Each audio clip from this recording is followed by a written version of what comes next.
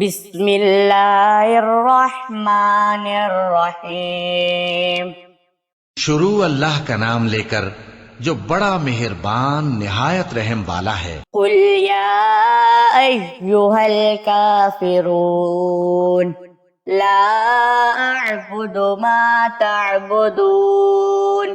اے پیغمبر صلی اللہ علیہ وآلہ وسلم کہہ دو کہ اے کافرو، جن بتوں کو تم پوجتے ہو ان کو میں نہیں پوجتا، ولا انتم عابدون ما اعبد۔